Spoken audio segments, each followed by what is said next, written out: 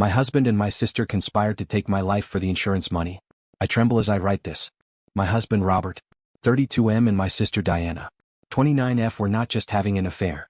They were plotting to kill me for my life insurance money. I know this sounds like something out of a crime show, but this is my actual life right now. Some background first. I'm Ashley, 30F, and I grew up in a wealthy suburb of Boston with my younger sister Diana. Our childhood wasn't exactly perfect. Our dad was a successful business owner who was barely home, and our mom struggled with depression. Diana and I basically raised each other. We shared everything. Clothes, secrets, friends. I always felt protective of her. Since she was younger, she had a wild streak that got her into trouble sometimes, but I was always there to bail her out. Diana struggled a lot in her teens. She got into drugs for a while, dropped out of college twice, and had a string of toxic relationships. I supported her through everything, even when our parents were ready to give up on her. When she got pregnant at 25 with her son Eric, I helped her get clean and dunk on her feet. She seemed to really turn her life around after that. I met Robert 5 years ago, through what I thought was a chance encounter at a charity gala. He worked as a financial advisor at a prestigious firm, and everything about him screamed success. He was tall, well-dressed, articulate, and seemed genuinely interested in my work as an environmental lawyer. I later found out he'd been reading up on environmental law just to impress me that night. Our relationship moved pretty fast. Robert was incredibly attentive and romantic. He remembered every little detail about things I liked, sent flowers to my office randomly, and always knew exactly what to say when I was stressed. Looking back, I can see how calculated it all was. But at the time it felt like a fairy tale. When our parents died in a car accident 3 years ago, Robert was my rock. The accident was horrible. They were driving home from their anniversary dinner when a drunk driver hit them. Diana took it really hard and started spiraling again. But Robert helped us both through it. He handled all the funeral arrangements, dealt with the lawyers regarding our inheritance, and suggested I invest mine wisely. While Diana blew through most of hers within a year, the inheritance was substantial, about $2.5 million each. I followed Robert's advice and invested most of mine in various ventures. He also convinced me to take out a large life insurance policy, saying it was the responsible thing to do, since we were planning to start a family. I trusted him completely. Diana started spending more time at our house after she moved closer to us last year. She would often be there when I got home from work, cooking dinner with Robert, or helping him with house projects. I thought it was sweet how well they got along. Diana even watched our house and took care of our dogs when we went on vacations. The first sign that something was wrong came about 4 months ago. I got really sick after eating some soup Diana had made specially for me.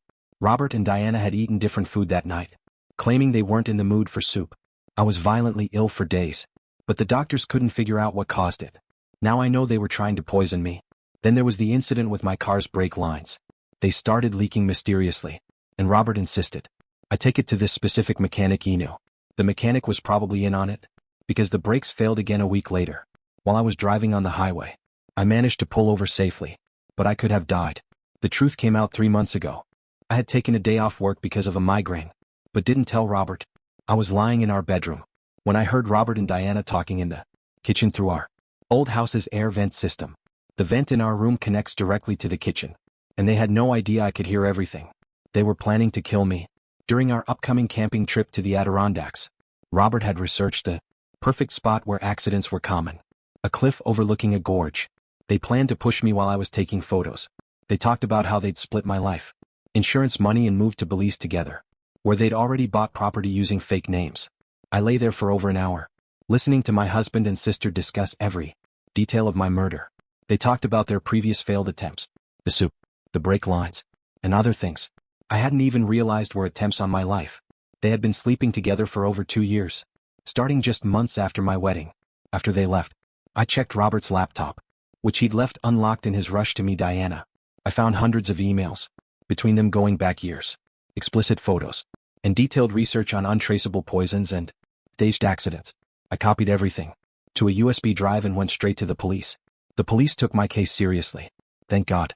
They asked me to act normal while they gathered more evidence. For 2 weeks, I had to pretend everything was fine while wearing a wire. Every time Robert kissed me goodbye or Diana hugged me, I wondered if that would be the day they decided to kill me. The police finally arrested them 3 weeks ago. The investigation unveiled even more horrors. Diana had helped Robert kill his previous girlfriend 6 years ago, staging it as a suicide. They never had enough evidence until now. Currently they're both in jail awaiting trial. The evidence against them is overwhelming. I'm staying with my aunt in another state now. I can't sleep without nightmares about what could have happened. The two people I trusted most in the world were plotting my death over dinner in my own kitchen. I just keep thinking about all the times they must have laughed about their plans while pretending to care about me. I'll update as the legal case progresses. Right now, I'm just trying to process how my life turned into this nightmare. At least I'm alive to tell this story. Update 1 first. I want to thank everyone for their supportive comments on my original post. The past 2 months have been a nightmare, but having this community support has helped more than you know. The police investigation has uncovered things that make my original post seem almost tame. In comparison, I wasn't sure about posting this update, but I need to get it out somewhere.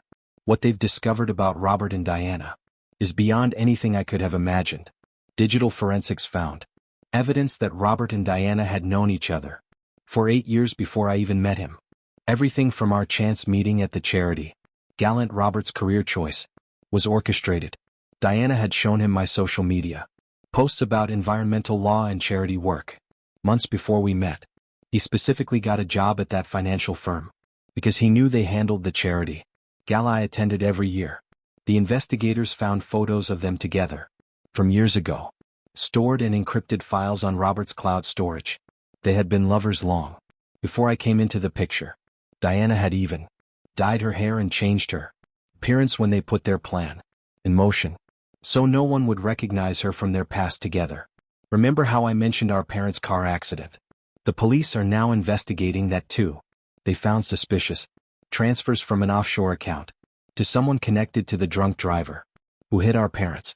They're looking into whether Robert and Diana arranged the accident to get access to our inheritance. I've been physically sick since learning about this possibility. The investigation into Robert's previous girlfriend's death has been reopened. Her name was Michelle 27F, and her suicide 3 years before he met me was suspiciously similar to what they had planned for me. She had also recently taken out a large life insurance policy naming Robert as the beneficiary.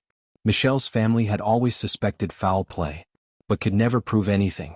A private investigator I hired discovered Robert's real identity.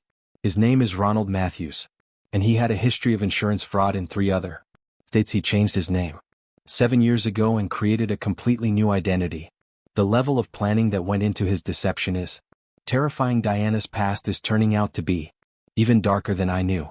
Remember how I mentioned she had a wild period in her teens? The police found evidence linking her to her college roommate Lucy's 20F overdose death 10 years ago. Lucy had a trust fund that Diana inherited as her nominated beneficiary. They're reopening that case too. What makes this even more twisted is that Diana had been recording everything. The police found dozens of video diaries on her laptop where she talked about their plans, laughed about how trusting I was, and complained about how long it was taken to kill me. She recorded herself mixing poison into that soup that made me sick, talking about how excited she was to finally get rid of me. I've had to go through old photos and videos for the investigation. It's surreal seeing holiday photos and family videos. Now knowing what was really going on. There's a video from my wedding where Diana is giving her maid of honor speech, crying about how happy she is for me, while Robert sits there smiling. Just hours before that, according to their emails, they had sex in the church bathroom and laughed about how stupid I was. The district attorney says they have more than enough for multiple felony charges. They're facing conspiracy to commit murder, attempted murder, fraud, and possibly charges related to Michelle's death. The dimension possible federal charges too, because of the interstate nature of their crimes. My aunt has been amazing through all this. She's helped me sort through the legal maze and even hired security when we learned about some of Robert's shady connections. I've had to change all my accounts, move my assets, and basically reconstruct my entire life from scratch. The hardest part has been dealing with mutual friends and extended family. Some people still can't believe Diana would do this. They keep suggesting there must be some misunderstanding, that maybe Robert manipulated her. The evidence says otherwise. Diana was, if anything, the more enthusiastic planner of my murder. I've been going through Robert's financial records with forensic accountants. We found evidence that he and Diana had been siphoning money from my accounts and investments, For months they had a whole separate life setup. A house in Belize, fake passports, offshore accounts. They were just waiting to kill me to get the insurance money before disappearing. More details keep coming out. And each one is worse than the last. I'll update again when I can. But right now, I need to focus on the upcoming criminal proceedings. The preliminary hearing is next month. And I have to testify. Update 2. Things have gotten even more complicated since my last update. Robert and Diana's case has taken some unexpected turns. And more disturbing information keeps coming to light. The biggest development is that they've started turning on each other. In custody, Diana's lawyer reached out to the DA, offering information about other crimes Robert committed, hoping for a deal. Robert responded by having his lawyer send a 30-page document detailing every crime Diana had ever been involved in, including some I'd never heard about. Through their mutual betrayal, I learned that Diana had been slowly poisoning her ex-husband Thomas, 34M, before he got custody of their son Eric, 4M, and moved away 3 years ago. Thomas has now come forward to help the prosecution. He had suspected something was wrong when he kept getting mysteriously ill, but doctors could never find the cause. He got better immediately after moving away with Eric. The police found a storage unit rented under one of Robert's aliases. Inside was like something from a horror movie. Detailed journals of their plans to kill me, research on poisons, and what the police are calling trophies from their previous victims. They found Michelle's jewelry, Lucy's diary, and disturbingly, photos of me sleeping in my own bed that I never knew were taken. The journals revealed that their original plan wasn't even to marry me. They had planned to kill me right after our parents died to get my inheritance. But when Robert realized how much more they could get through life insurance, they changed their plan. He spent months convincing me to take out that policy, slowly increasing the coverage amount over time. Diana's journals were the most painful to read. Excerpts from. She wrote about how much she hated me since we were teenagers, how she resented that our parents preferred me, and how she enjoyed watching me trust her while she plotted my death. She even wrote about putting small amounts of poison in my coffee during our weekly sister brunches, just to make me feel ill and worried about my health. More victims of their previous scams have come forward. Patricia, 35F, who dated Robert 7 years ago, nearly died in a hiking accident. That's early, similar to what they planned for me. She only survived because another hiker happened to come along at the right moment. There's also Jennifer, 31F, who was Robert's neighbor in another state. Her house mysteriously burned down after she rejected his advances, but she wasn't home at the time. The investigation into our parents' debt has uncovered money trails linking Robert to the drunk driver. They found payments totaling $50,000 made to the driver's offshore account 2 days before the accident. The driver died in prison last year from what looked like a heart attack, but now they're investigating whether he was silenced. Diana's son, Eric, has been permanently placed with Thomas's family. The psychological evaluation they did on Diana as part of the custody hearing is frightening. The psychiatrist described her as a textbook psychopath with zero empathy and a deep capacity for manipulation. She apparently showed no emotional response when discussing her crimes, only frustration at being caught. The evidence from their storage unit led police to 3 other storage units in different states. They found more evidence of their crimes, including detailed plans for future victims. They had a list of wealthy women they planned to target. After killing me, each victim was researched in detail, with notes on their routines, relationships, and vulnerabilities. I've had to increase security after learning that Robert tried to hire someone to take care of me from inside jail. Thankfully, he approached an undercover officer, but it shows they're still trying to tie up loose ends. I'm now living in a secured building with cameras in 24-hour security. The district attorney says this case has become one of the largest investigations of its kind in the state. They're still uncovering new evidence and potential victims. Both Robert and Diana are facing multiple life sentences. If convicted, the trial is set to start in 2 months, and I'll update again after it begins. Update 3: the trial ended yesterday, and I'm still processing everything that came out during the proceedings. This will be my final update on this nightmare, as I need to focus on moving forward with my life. The trial lasted 3 weeks, and every day brought new horrors. The prosecution presented over 1,000 pieces of evidence, including their journals, emails, videos, and financial records. Listening to those recordings of them planning my death, while sitting in the same courtroom with them, was the hardest thing I'd ever done. Diana took the stand first, trying to paint herself as a victim of Robert's manipulation. She claimed he had been controlling her for years to blackmail and threats. Her performance was almost convincing, until the prosecution played videos from her phone. In them, she was excitedly planning my murder, talking about how much she looked forward to watching me die. The jury's faces said everything. Robert's testimony was even worse. He showed absolutely no remorse. Instead, trying to justify everything as business decisions. He actually said that killing me would have been a mercy, because Diana was planning to make it more painful. They spent most of the trial trying to blame each other, revealing even more crimes in the process. The forensic accountant's testimony revealed they had stolen over $400,000 from my accounts. Through careful manipulation of my investments, they had been moving small amounts at a time to avoid detection, using Robert's position as my financial advisor to cover their tracks. Thomas testified about his poisoning, bringing medical records showing elevated levels of arsenic in his blood from when he was married to Diana.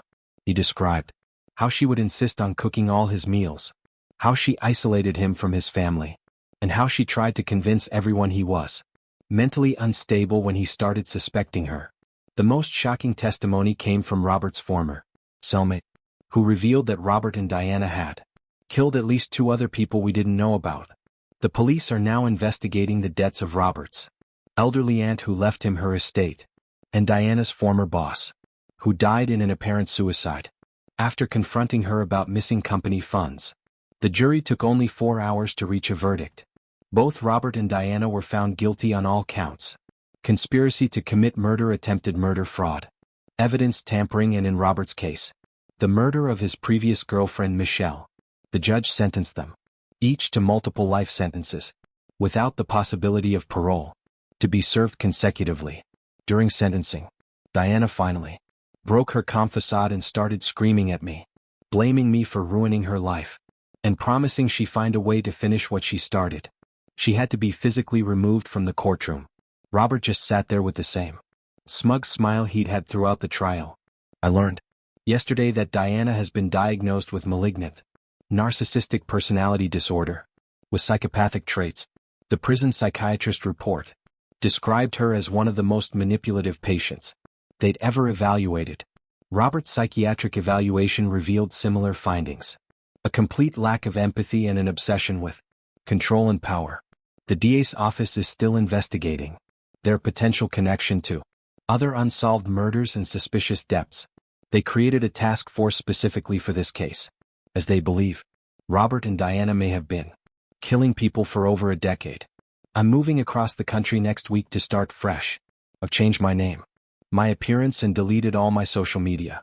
The experience of having the 2 people closest to me plot my murder has left me with scars that may never fully heal, but I refuse to live in fear. I want to thank everyone who supported me through this nightmare. For anyone who finds themselves doubting their instincts about someone close to them, trust your gut.